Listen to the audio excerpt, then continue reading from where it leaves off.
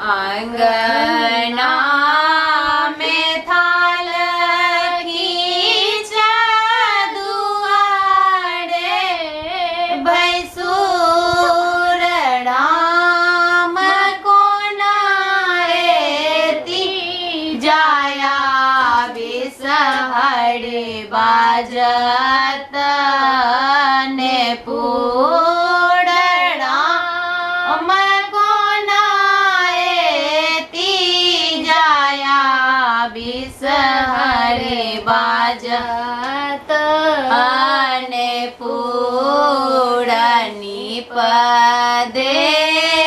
बनधाल खींच हटता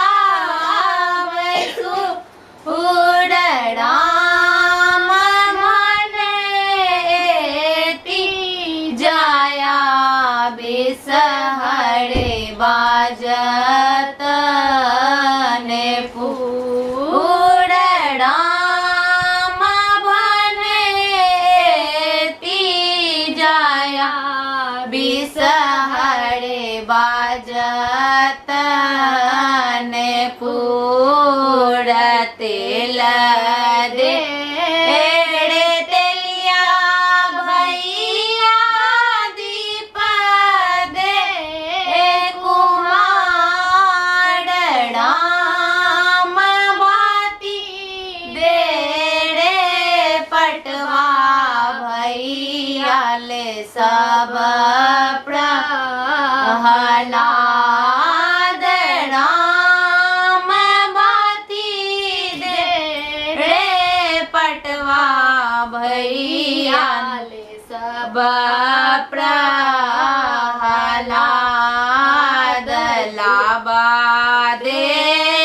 कनुइन भैया दूध दे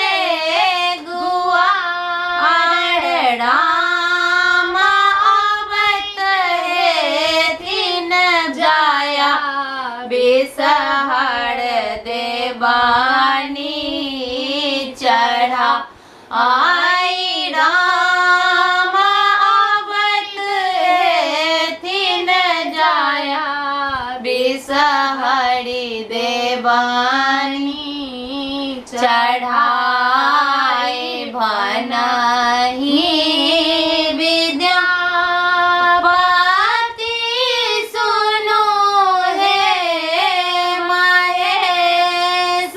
राम बिसहरी के छनि नहीं धर्म कले